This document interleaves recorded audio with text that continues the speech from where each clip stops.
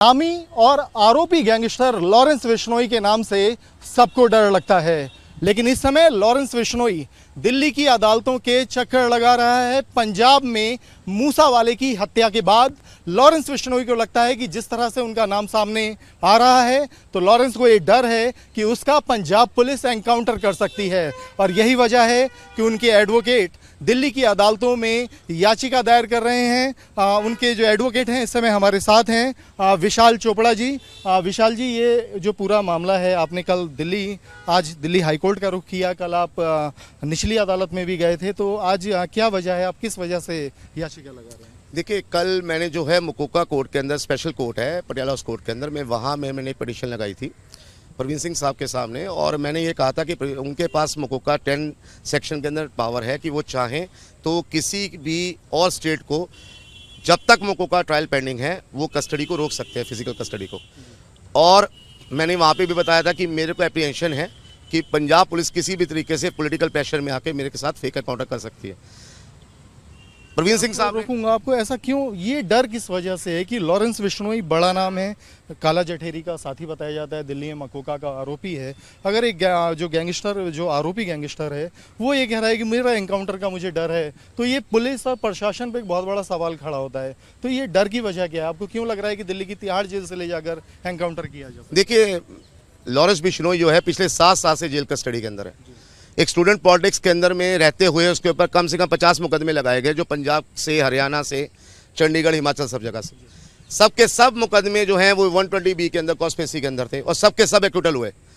During the period of custody एक आदमी पे मुकदमे लादे जा रहे हैं, और उसके बारे में जब आगे जाके फाइनल ट्रायल के टाइम कोई एविडेंस नहीं आता, एक्विटल हो जाता है। जब वो 50 मुकदमे खत्म हुए तो नए मुकदमों की सीरीज स्टार्ट कर दी गई। इस मुकदमे से पहले भी, मूसावाला के मर्डर केस से पहले भी, इसके ऊपर कई मुकदमे पंजाब में लगाए गए हैं। तो अभी एक आदमी जब 1 साल से तिहाड़ जेल में बंद है, टाइट सिक्योरिटी जेल में है, हाई रिस्क में रहता है, कोई फ़ोन फैसिलिटी उसके पास नहीं है, वो इतनी बड़ी कॉन्स्पिरेसी को कैसे अंजाम दे सकता है? इसका मतलब ये है कि ठीक है, हम नहीं कहते कि आप इसके अंदर इन्वेस्टिगेशन ना करें, इन्वेस्टिगेशन करें, लेकिन फेयर ट्रायल हो। और मेरे को अपनी जान का सुरक्षा जो लेनी है वो मेरा राइट है, मेरे को जान की सुरक्षा मिलनी चाहिए, क्योंकि जो इस टाइम पे पंजाब के बारे में जो हालात बने हुए हैं, आनंद फानन में आके पुलिस कई पॉलिटिकल प्रेशर में मेरे साथ गलत काम ना कर दे।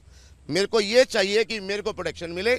मैंने खुद ये गुहार लगाई है, मैंने खुद रेड पिटीशन लगाई है हाई कोर्ट के अंदर कि मैं हैंडकफ्स और शैकल्स में, मुझे पूर्ण बेड़ियों में, हथकड़ियों में, जहां बोला जाए मुझे प्रोड्यूस किया जाए, पूरी सिक्योरिटी के साथ। मैं हर तरीके से ड्यूली कोऑपरेट करने को तैयार हूं, लेकिन मेरे साथ कोई मिसहैपनिंग नहीं होनी चाहिए। मतलब जिस तरह की रिपोर्ट्स आ रही थी कि वीडियो कॉन्फ्रेंसिंग से जांच की मांग की, ऐसी कोई बात नहीं है। लॉरेंस को कहीं भी प्रोटेक्शन वारंट पे अगर कोई पुलिस लेना चाहती है तो उस पर कोई एतराज नहीं है, लेकिन सुरक्षा का भरोसा चाहिए लॉरेंस। देखिए, पहले एक चंडीगढ़ पुलिस ने एक केस के अंदर में इनको लेने की कोशिश की थी प्रोटेक्शन वारंट पे, तो यही हमारी मुकोका कोर्ट ने उनको मना कर दिया और ये बोला कि जब तक मुकोका का ट्रायल पेंडिंग है हम इसको नहीं देंगे, क्योंकि नहीं तो ये ट्रायल कॉम्प्रोमाइजिंग में चला जाएगा। तो इसलिए उनको वीडियो कॉन्फ्रेंसिंग की अप्रूवल दे दिया गया था। मैं ये चाहता हूं कि अगर उनको कोई भी इन्वेस्टिगेशन करनी है तो तिहाड़ में आके कर सकते हैं। अगर उनको मेरी कस्टडी की रिक्वायरमेंट है, उनको चाहिए मेरी कस्टोडियल इंटेरोगेशन, तो हम उसके लिए रेडी हैं, लेकिन उसके लिए हमें बाकायदा जो हमारी एप्रीहेंशन है उसके तहत हमें पूरी सुरक्षा प्रोवाइड करनी चाहिए। उसकी बाकायदा एक जिम्मेदारी तय होनी चाहिए कि जो भी स्टेट है वो पूरी तरीके से मेरे क्लाइंट को सुरक्षा प्रोवाइड कराएगी, और उसके अंदर कोई भी लापरवाही या कोई भी एक्सक्यूज पुलिस लगाते हुए मेरे साथ कोई मिसहैपनिंग नहीं होने देगी। कल जब आपने निचली अदालत में याचिका दायर की, अर्जी लगाई, तो उसके बाद हाई कोर्ट में आने की वजह क्या रही? किस सेक्शन में आपको उम्मीद है कि यहाँ से कोई रिलीफ या आपके पक्ष में ऑर्डर? देखिए, कल जो कोर्ट में मैंने लगाई थी उसके लिए थोड़ा सा गलत ह्यूमर मीडिया में भी आया कि उन्होंने डिसमिस कर दिया, डिसअलाउ कर दिया, सुनने से इनकार किया। ऐसा नहीं है।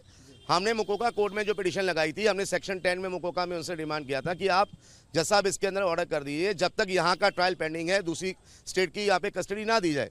तो उनका एक क्वेश्चन था कि मेरे पास अभी प्रोडक्शन वारंट नहीं आया है, ये प्री मैच्योर्ड हो जाएगी एप्लीकेशन, तो जब तक वहाँ से वारंट नहीं आ जाता हम इसके ऊपर ऑर्डर नहीं कर सकते। तो मेरे पास में रुकने का टाइम नहीं है, क्योंकि अगर मैं वहाँ से वारंट की सोचूंगा तो हो सकता है कि कल रात को ही वो वारंट लेके आए और रातों रात जेल से लेके चले जाए, और मैं कोर्ट खुलने का इंतजार करूंगा सुबह तक, तो उसके साथ कुछ भी प्रॉब्लम हो सकती है। तो मैं आज हाई कोर्ट में मैंने रिट मूव की है, 2 बजे मेरी चीफ जस्टिस साहब के सामने यहाँ पे मेंशनिंग है, और कल मेरा लिस्टेड हो जाएगा मैटर, जिसके अंदर मैंने यही गुहार लगाई है कि 482 के अंदर में हाई कोर्ट के पास में इन हैंड पावर है। और मैं सिर्फ ये डिमांड कर रहा हूँ कि मैं इन्वेस्टिगेशन से भाग नहीं रहा, मैं हर तरीके से कोऑपरेट करने को तैयार हूँ। फेयर ट्रायल होना चाहिए, दूध का दूध पानी का पानी होना चाहिए, लेकिन मेरी को जो जान माल की सुरक्षा है उसके लिए मेरा राइट मुझे मिलना चाहिए।